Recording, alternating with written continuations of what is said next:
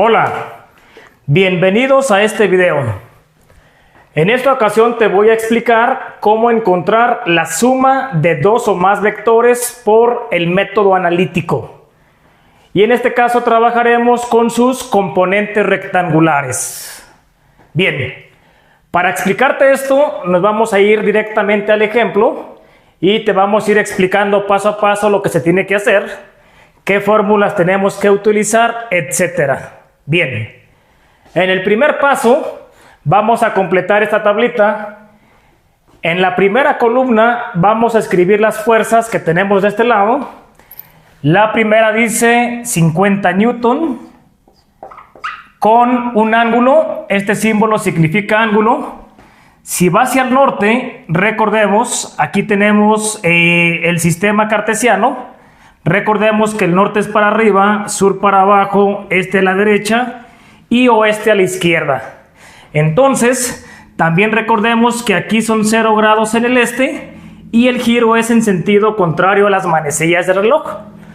Por lo tanto, el norte equivale a 90 grados, el oeste a 180, el sur a 270 y el este, pues ya dijimos que estábamos en 0 grados o también puede ser 360, ¿de acuerdo? Es lo mismo. Como en este caso hablamos del norte, entonces decimos que hacia el norte tenemos un ángulo de 90 grados. Así quedaría entonces nuestro primer vector, fuerza 1. Fuerza 2, tenemos 40 newton con un ángulo de 45 grados. Y finalmente, fuerza 3, 60 newton con un ángulo de 300 grados. Esto es lo primero que tenemos que hacer para posteriormente encontrar su componente en X y su componente en Y. Bien, para estas componentes tenemos un par de fórmulas que tenemos que considerar. La primera fórmula para la componente en X tenemos... Hay que multiplicar la fuerza, en este caso 50 newton, por el coseno del ángulo, o sea, por coseno de 90 grados. Entonces, recordemos que en nuestra calculadora tenemos las funciones trigonométricas seno, coseno y tangente. Por lo tanto, tenemos que escribir la fuerza, que es 50, por el coseno de 90. Y le damos igual, obteniendo como resultado 0.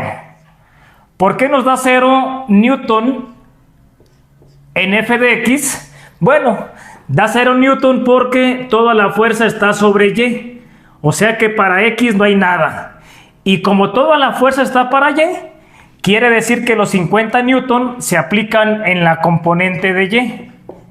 Entonces, para y, si tú escribes la fuerza, que son 50 multiplicado por seno del ángulo, que son 90, vas a observar que efectivamente te da los 50 newton. Entonces, aquí sí te pediría que vayas haciendo junto conmigo los procedimientos, tomes tu calculadora y lo vayas escribiendo, ¿de acuerdo? Si por algo voy algo rápido, pues pausa el video y continuamos. Bien, vamos con el siguiente renglón. Tengo 40 newton. Vamos a multiplicarlo por coseno del ángulo, o sea, coseno de 45. Y en este caso te tiene que dar 28.28 newtons. Te voy a recomendar que manejemos únicamente dos decimales, ¿de acuerdo? Bien, entonces esto es para x coseno y para y seno. Vamos ahora con la componente de y. Hacemos lo mismo, 40, pero ahora multiplicado por el seno del ángulo, o sea, seno de 45 grados, y nos va a dar el mismo resultado, 28.28 newton. ¿Por qué nos queda el mismo resultado? Porque como es un ángulo de 45 grados, se reparte en la misma proporción la fuerza, es decir, la misma parte para X que para Y. ¿De acuerdo? Eso es lo que hace las componentes rectangulares. Decirme qué parte de la fuerza se va para X y qué parte de la fuerza aplica para Y. Y por último, tenemos una fuerza de 60 newton con un ángulo de 300 grados. Vamos a encontrar su componente en X. Por lo tanto, escribimos 60 multiplicado por coseno del ángulo, que es 300. Le damos igual y nos da como resultado 30 newtons. 30 newtons para X. Y vamos a ver cuánto nos da para Y. Nuevamente escribimos 60, ahora multiplicado por seno de 300. Y en este caso nos da menos 51.96 newton. ¿Por qué en este caso nos da negativo? Nos da negativo en la parte de Y, porque 300 grados es hacia abajo. Y recuerda que hacia abajo la Y es negativa. Y la X hacia la derecha pues es positiva. Por eso aquí dio positivo, porque esta fuerza o este ángulo va hacia la derecha positivo en X y va hacia abajo negativo en Y. Entonces, cuando te dé negativo, tú escribe tu resultado negativo, ¿de acuerdo? Tal como te den tu calculadora. Bien, y con esto ya tenemos las componentes en X y las componentes en Y. Posteriormente vamos a encontrar la suma de estas fuerzas. Simplemente vamos a sumar lo que quedó en la columna de f de x, que en este caso 0 más 28.28 más 30 nos da 58.28 newton. Y en la parte de y, ojo, el que da negativo hay que escribirlo negativo. Entonces vamos a sumar 50 más 28.28 y menos 51.96, dándonos como resultado 26.32 newton. Bien, este sería entonces nuestro resultado. Y de esta manera ya tengo mi resultante en X y ya tengo mi resultante en Y. Entonces, este sería el primer paso, ¿de acuerdo? Si gustas, pausa el video. Pasa la información porque vamos a borrar esta parte para continuar con la segunda parte. Bien, continuando con el ejemplo, recordemos que obtuvimos en la sumatoria de las fuerzas en X, que ahora llamaremos resultante de X, 58.28 newton, y en la sumatoria de las fuerzas de Y, que ahora llamaremos resultante en Y, 26.32 newton. Con estos valores vamos a poder encontrar la fuerza resultante de este sistema de vectores mediante una aplicación del teorema de Pitágoras. También se puede aplicar aquí. Aquí tenemos resultante de x al cuadrado más resultante de y al cuadrado. Estos actúan como catetos y, como quien dice, vamos a buscar la hipotenusa, que en este caso sería nuestra fuerza resultante. Bien, por lo tanto escribimos la fuerza resultante es igual a la raíz cuadrada de Rx, que son 58.28 al cuadrado, más la resultante en Y, que son 26.32 al cuadrado. Y resolvemos esto que nos quedó. Lo vamos a realizar muy simple en dos pasos. Primero escribimos en nuestra calculadora 58.28 al cuadrado más 26.32 al cuadrado. Le damos igual y obtenemos raíz cuadrada de 4089.30 o simplemente 0.3, ya que el 0 pues no vale, ¿de acuerdo? Y ya por último obtenemos la raíz cuadrada de este valor. Entonces, raíz cuadrada de 4089.3, que nos daría como resultado 63.94 newton. Y de esta manera ya tenemos el valor de nuestra fuerza resultante. Ya únicamente nos faltaría conocer su dirección. Vamos por el último paso, en el cual necesitamos conocer la dirección y para ello vamos a manejar esta formulita que dice tangente del ángulo es igual al cociente de la resultante en Y sobre resultante en X. Entonces, escribimos tangente del ángulo es igual resultante en Y que nos dio 26.32 entre resultante en X que nos dio 58.28. Ahora recordemos, el ángulo sería este símbolo solo, entonces le estorba la tangente. Esta tangente tenemos que cambiarla al lado derecho, dejando así el puro ángulo, y la tangente cambia como tangente menos 1.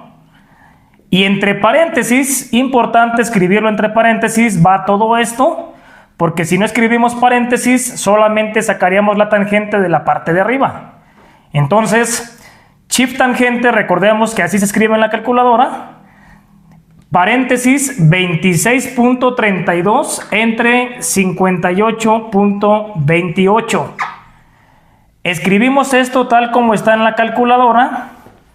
Repito, sería escribir shift tangente y de esta manera nos va a aparecer tan menos 1. Abrimos paréntesis 26.32 entre 58.28. Cerramos el paréntesis y le damos igual. Resultado 24.30 grados. Pero ojo con esto del ángulo. Algo muy importante. El ángulo no siempre va a quedar con el valor que nos dé. Más aparte, en algunas ocasiones nos puede quedar hasta negativo. ¿Por qué sucede esto? Bien, te voy a dar la explicación aquí con este plano cartesiano. Cuando tanto la resultante de X como de Y son positivas, como en este caso son positivas, quiere decir que van a caer en el primer cuadrante. ¿Por qué? Porque aquí el signo de X es positivo y también el de Y como va hacia arriba es positivo. En este caso sí, se deja el ángulo que encontramos, 24.30 grados, porque tanto X como Y son positivas. Bien, en el segundo cuadrante, cuando nos dé el ángulo un valor entre 90 y 180, es porque la resultante en X, es decir, la X, va a ser negativa y la resultante en Y va a ser positiva. Negativo porque vamos a la izquierda y positivo porque estamos arriba. Y en este caso también se deja el ángulo tal como está. Nos va a dar un ángulo, repito, entre 90 y 180 grados. Pero cuando caigamos en estos cuadrantes, sí tenemos que hacer algo más con el ángulo. Cuando caigamos en el tercer cuadrante, ¿qué sucede? Sucede que la X es negativa, o sea que aquí nos va a quedar R en X negativo, y también la resultante en Y quedaría negativa. Izquierda la X negativa y hacia abajo la Y también es negativa. En este caso, el ángulo va a quedar positivo, sí, pero no va a ser un ángulo que esté entre 0 y 90. Al ángulo que te quede, que puede ser cualquier ángulo entre 0 y 90, le tenemos que sumar 180. 180 más el ángulo que te dé, para que a la hora de graficarlo te quede un ángulo entre 180 y 270. Repito, cuando R en X, resultante en X y resultante en Y sean negativos, hay que sumarle 180 para que nos quede en el tercer cuadrante. ¿De acuerdo? Cuando sean negativos los dos. Y por último tenemos el cuarto cuadrante. En este cuarto cuadrante el resultado nos puede quedar también negativo, que inclusive también aquí puede quedar negativo. Habría que sumarle 180 para que quede entre 90 y 180. En el cuarto cuadrante, ¿qué va a suceder? Tenemos que en la X el valor va a ser positivo, es decir, resultante en X positiva y resultante en Y negativa. Cuando quede positivo y negativo, nos va a dar un valor de ángulo negativo. Como toda la vuelta son 360, entonces a 360 le vas a restar dicho ángulo que encontremos aquí, para que de esta manera nos quede el ángulo correcto entre 270 y 360. ¿Cuándo va a suceder esto? Repito, cuando la resultante en X sea positiva y la resultante en Y sea negativa. Por eso es importante tomar en cuenta los signos del cuadrante y de esta manera saber dónde va a caer el ángulo. Si cae en el tercer cuadrante, sería un ángulo entre 180 y 270. Si cae en el primero, entre 0 y 90, etc. En este caso, repito, como los dos son positivos, positivo y positivo, vemos que cae en el primer cuadrante, entre 0 y 90 grados, y por lo tanto no ocupamos de hacer ninguna modificación. Bien, entonces la fuerza resultante nos dio 63.94 Newton, con una dirección de 24.30 grados. Entonces, este sería nuestro resultado final. Y de esta manera ya encontramos la fuerza resultante de estas tres fuerzas y si observas de una manera mucho más exacta que con el método gráfico. Bien, por esta ocasión voy a explicar el siguiente ejemplo en otro video, para que no nos quede un video tan largo. Así es de que si aún quieres conocer más sobre este tema, te invito a ver el siguiente video. Y de igual manera los ejercicios para que practiques quedarán en el ejemplo número 2. Entonces, hasta aquí terminamos con este video. Me despido, te agradezco como siempre y te sigo invitando a que veas mis demás videos. Gracias.